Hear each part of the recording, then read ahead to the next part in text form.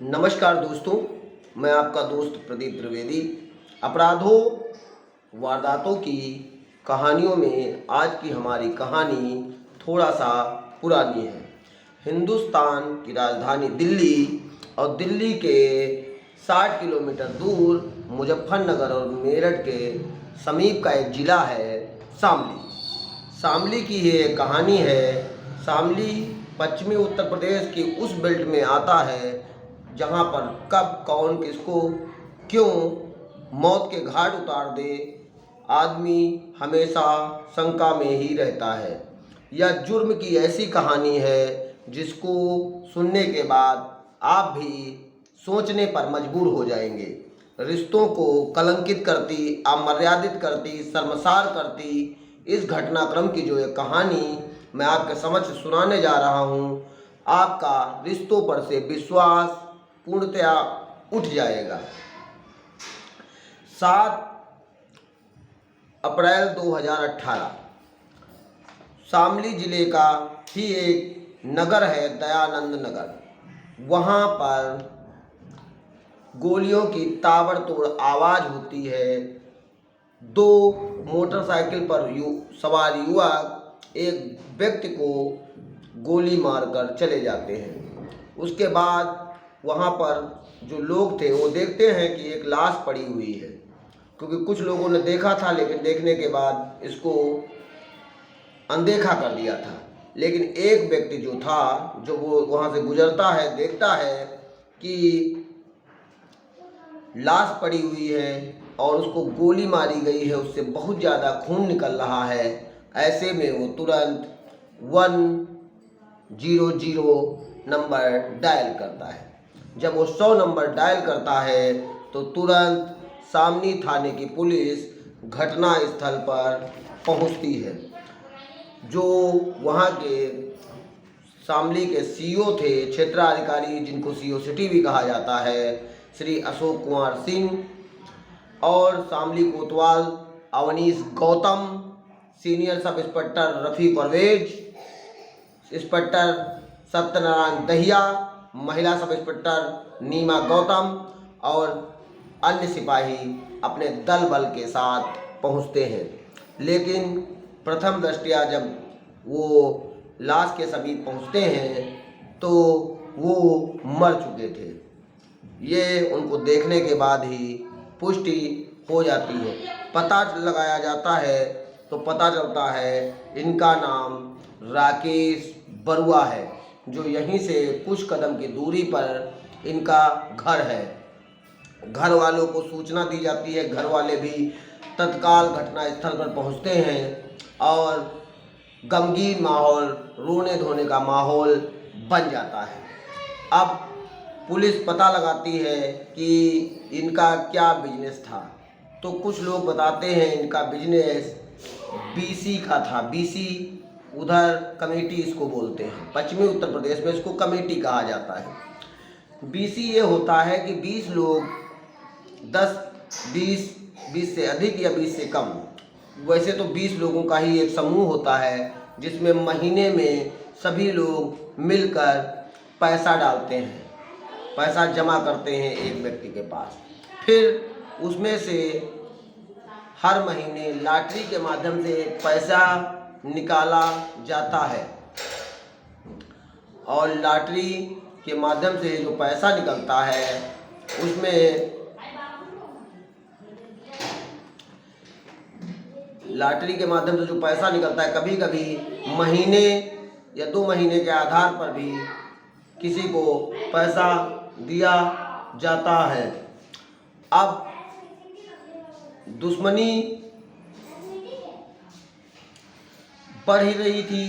कोई दुश्मनी तो नहीं थी, कोई नाराज़गी तो नहीं थी, कोई गुस्सा तो नहीं था। ऐसे में सारी समस्याएं बढ़ने लगती हैं। पुलिस भी इन तथ्यों को पता लगाने का बहुत ज़्यादा प्रयास करने लगती है। अब जब पुलिस पता लगा रही थी, ऐसे में कहीं से कोई भी क्लू, अवशेष या कुछ भी पता नहीं चल रहा था। न बीसी के क्षेत्र से पता किया जाता है तो ये भी पता चलता है कि ये दिल्ली के शहादरा इलाके में एक मोहल्ला है भोलानाथ नगर, वहाँ पर बाबूराम टेक्निकल इंस्टीट्यूट में ये लैब टेक्नीशियन थे। सुबह 7 बजे ये शामली से दिल्ली के लिए निकलते थे और निकलने के बाद ट्रेन से ये वहाँ पहुँचते थे। 9-10 बजे इनकी ड्यूटी शुरू होती थी, शाम को 6-7 बजे इनकी ड्यूटी समाप्त हो जाती थी और ये प्रतिदिन 8-9 बजे के करीब शामली पुनः वापस आ जाते थे। और वापस आने के बाद शामली से इनके घर का जो दयानंद नगर का रास्ता है वो 1.5 किलोमीटर का है। जो 1.5 किलोमीटर का रास्ता है वो हमेशा एक पैदल ही तय किया करते थे। अब सारे रास्ते, सारे क्लू जिन पर पुलिस पूछताछ कर सकती थी, कहीं से भी कोई भी दुश्मनी का एंगल निकल कर सामने नहीं आ रहा था। फिर जो इंस्पेक्टर अवनीश गौतम थे वो तुरंत जो इनका नंबर था उसको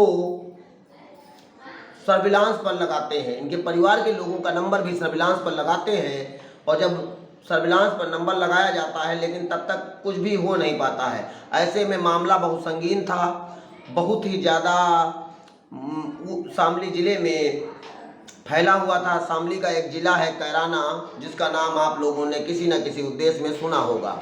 वहाँ पर पुलिस की बारे में लोग तरह तरह की बातें करने लगते हैं।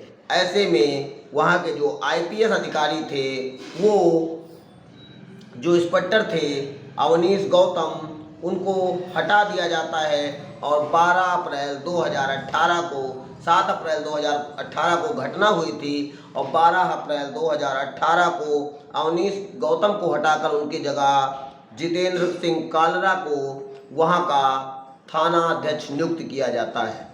अब जितेंद्र सिंह कालरा को वहाँ पर भाड़े के शूटर, आपराधिक प्रवृत्तियों का बहुत ही सम्यक ज्ञान था और उनके साथ inspector crime branch Dharmendra Pawar भी इस केस में संलिप्त होते हैं, क्योंकि पुलिस को ये लगने लगा था जैसे उनके शरीर पर उनके पीछे से गोली मारी गई थी। उससे साफ साफ फील हो रहा था, प्रतीत हो रहा था कि ये जो हत्या है ये किसी भाड़े के हत्यारे ने की है।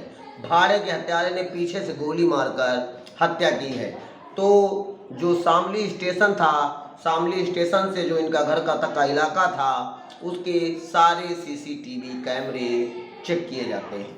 जब सारे सीसीटीवी कैमरे चेक होते हैं तो ये जिस दिन घटना हुई थी उस दिन ये पान की दुकान पर रुककर कोई सामान खरीद रहे थे।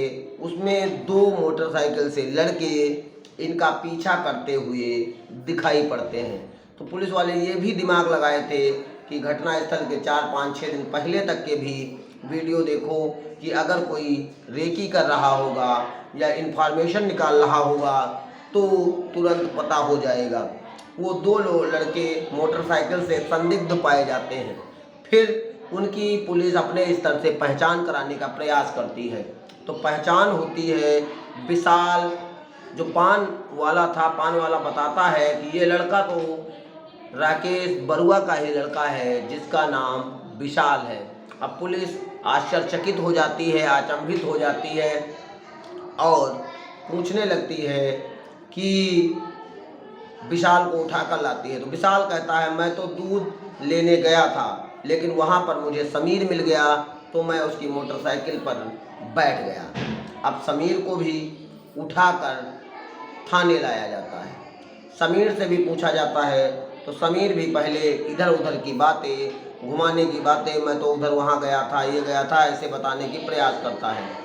और फिर जब ये विशाल हट जाता है तो उस पर दूसरा जगह भी एक कैप्चर होता है जिसमें एक दूसरा लड़का समीर के साथ बैठा हुआ दिखाई देता है। जब समीर दूसरे लड़के के साथ बैठा हुआ दिखाई देता है तो समीर और शादाब, 2 लड़कों, शादाब को उठाया जाता है और पुलिस जब तुड़ैया करती है, सही से पूछताछ करती है, जो तथ्य सामने निकल कर आएंगे उससे आप भी आश्चर्यचकित रह जाएंगे, अचंभित रह जाएंगे। रिश्तों को तार तार करती है घटना, जीवन के अस्तित्व को समाप्त करती है घटना, आपको भी सोचने पर मजबूर करेगी। तब पता चलता है कि राकेश बरुआ दिल्ली नौकरी करने के लिए रोज इनका आना जाना लगा रहता था। ज़्यादातर टाइम इनका दिल्ली में नौकरी में ही गुजरता था। ऐसे में इनकी बेटी जो कि काव्या और वैशाली, उसका दूसरे मोहल्ले के एक लड़के समीर से दोस्ती थी और ये दोस्ती प्यार में परिवर्तित होती चली गई। एक बार जब राकेश बरुआ दिल्ली से वापस आ रहे थे, तब वहाँ पर इनको वैशाली और समीर एक जगह बैठे एक रेस्टोरेंट में दिखाई दिए, जिसके बाद इनको बहुत गुस्सा आई। गुस्सा में ये तुरंत समीर को बाहर निकालते हैं। निकालने के बाद बहुत ज़ोर से उसके 4-5 तमाचे लगाते हैं और उसको अपनी बेटी से दूर रहने की हिदायत देते हैं। लेकिन उसके कुछ दिन बाद ये फिर इनके घर के आसपास के चक्कर लगा रहा था। राकेश बरुआ को अपनी पत्नी पर भी शंका थी कि कहीं इनकी पत्नी भी इस केस में इन्वॉल्व नहीं है, इसलिए पत्नी और बेटी को, ये दोनों को डांट लगाते हैं और पत्नी को भी कहते हैं कि तुम्हारा भी चरित्र अच्छा नहीं है, तुम्हारा भी तो कहीं इस लड़के से संबंध नहीं है। ऐसे में जब ऐसी बातें रोज़ रोज़ होने लगती हैं तो धीरे धीरे कला का विषय बन जाती है। ऐसे में जो इनकी पत्नी थी कृष्णा, वो प्लान बनाती है कि कहीं ना कहीं रास्ते से इनको हटाना होगा। अगर इनको हटाएंगे नहीं, बेटी भी इस प्लान में शामिल थी, क्योंकि बेटी को नहीं पता था कि जिस समीर को प्यार करती है वो समीर उसकी माँ को साथ भी संबंधों में है। ऐसे में क्योंकि जब समीर विद्यालय जाता था, देखती थी कि वह लड़की स्कूल आ गई है तो ये घर पहुंच जाता था और घर पहुंचने के बाद इसकी माँ कुछ ना कुछ बना कर रखे होती थी, खाता पीता था और ऐश मस्ती करने के बाद ये फिर वापस चला आता था। एक दिन इसके लड़के विशाल ने इसको पकड़ा भी था, तो वहाँ पर इसने पूछा कि तुम यहाँ पर क्या कर रहे हो, तो इसकी माँ ने ही विशाल को डांटते हुए ये कह दिया था कि वैशाली कोई कापी भूल गई थी जिसको लेने के लिए इसको भेजा था, इसलिए ये यहाँ पर आया था। अब ऐसी परिस्थिति में जो उन्होंने उत्तर दिया था वो रीजनेबल था, इसलिए इस पर प्रश्न उठाया नहीं जा सकता था। फिर एक दिन राकेश बरुआ जो है वो उसी लड़के समीर को अपने घर के आसपास घूमते हुए देखते हैं, जिसके बाद ये फिर हिदायत देते हैं कि तुम मेरी बेटी से दूर रहो। तो इन दोनों लोगों ने फिर प्लान बना लिया कि रास्ते से हटा दिया जाए। समीर ने लेकिन कहा, ना मैं गोली चला सकता हूँ, ना मैं चाकू से वार कर सकता हूँ, मेरी हिम्मत किसी भी व्यक्ति की हत्या करने की नहीं है। ऐसे में तो कहा लेकिन इनको रास्ते से तो हटाना है, तो उसने भाड़े के हथियारों के बारे में बताया। फिर भाड़े के हथियारों को राकेश बरुआ की पत्नी और बेटे से बातचीत भी मिलवाया, जिसमें उन्होंने बताया कि 5 लाख रुपए लगेंगे राकेश बरुआ को मारने के लिए। तो इन लोगों ने कहा 5 लाख रुपए तो बहुत अधिक हैं। ऐसे में उन्होंने कहा कि मुझे हथियार खरीदना पड़ता है, गोली खरीदनी पड़ती है। तो जो इनकी बेटी थी घर में रखा हुआ एक हथियार उनको दे देती है और 8 गोली भी दे देती है। फिर इन दोनों लोगों का सौदा जो है वो 4 लाख रुपए में तय हो जाता है। फिर कथनानुसार समीर बताता है कि मैं तो पीछे पीछे इसलिए घूम रहा था कहीं किसी दूसरे व्यक्ति की हत्या ना हो जाए। हत्या की सुपारी जिस व्यक्ति की दी गई है उसी व्यक्ति को हत्या करना है, इसलिए उसकी रेकी कराकर उसको पहचान करवाना था। इसलिए हत्या की सुपारी के लिए मैं उसको पहचान करवाता हूँ। और दिनांक 7 अप्रैल 2018 को, जैसा कि पहले से ही तय हो चुका था, तय के अनुसार भाड़े के शूटर, भाड़े के मारने वाले जब वो दिल्ली से वापस अपने घर के पास आ रहे थे, घर से थोड़ी ही दूरी पर गोली मारकर उनकी हत्या कर दी। समीर और उसके चचेरे भाई सादाब और के बयान अनुसार उसकी पत्नी कृष्णा, बेटी काव्या को, वैशाली उर्फ काव्या को भी गिरफ्तार किया जाता है और गिरफ्तार करने के बाद भारतीय दंड संहिता की धाराओं के अंतर्गत मुकदमा पंजीकृत करते हुए उन दोनों लोगों को और इन दोनों लोगों को, चारों लोगों को जेल भेज दिया जाता है। और जो भाड़े के शूटर थे, पुलिस उनका भी नाम पता लगाती है और पता लगाने के बाद उनको भी जेल भेजने का काम करती है। लेकिन इस केस में पुलिस प्रशासन की महत्वपूर्ण भूमिका एवं कार्य के प्रति तत्परता, क्योंकि ये जो केस था ये सीसीटीवी कैमरे में अगर ये लोग कैप्चर ना हुए होते तो ये ब्लाइंड मर्डर लग रहा था, इसका खुलासा ना हो पाता। आज का ये हमारा केस बहुत ही दर्दनाक केस है, जिसमें एक पत्नी जिसके 2 बच्चे, 2 लड़की और 1 लड़का है, पति अपने बच्चों और अपनी पत्नी के भविष्य के लिए रोज़ 60 किलोमीटर दूर दिल्ली काम के सिलसिले में जाता है कि परिवार अच्छा चले, परिवार का पालन पोषण अच्छा हो, परिवार का रहन सहन अच्छा हो। वही पत्नी, वही बेटी एक प्रेमी को पाने की चाहत में अपने ही पति, अपने ही पिता की हत्या का प्लान कर बैठती है। और हत्या का प्लान भी ऐसा वैसा नहीं, बहुत बड़ा प्लान, जिसमें भाड़े के हत्यारों को शूट किया गया था, भाड़े के हत्यारों को बुलाया गया था, पैसे के दम पर अपने पति व पिता की हत्या का प्लान बनाया गया था। ऐसी हत्या, ऐसा कांड जिसने भी सुना वो सन्न रह गया। किसी भी परिवार में, किसी भी व्यक्ति के साथ ऐसी अप्रिय घटना ना हो, इसी भावना के साथ आज का हमारा जो ये वीडियो है हम यहीं पर बंद करते हैं। नमस्कार, धन्यवाद, जय हिंद, जय भारत।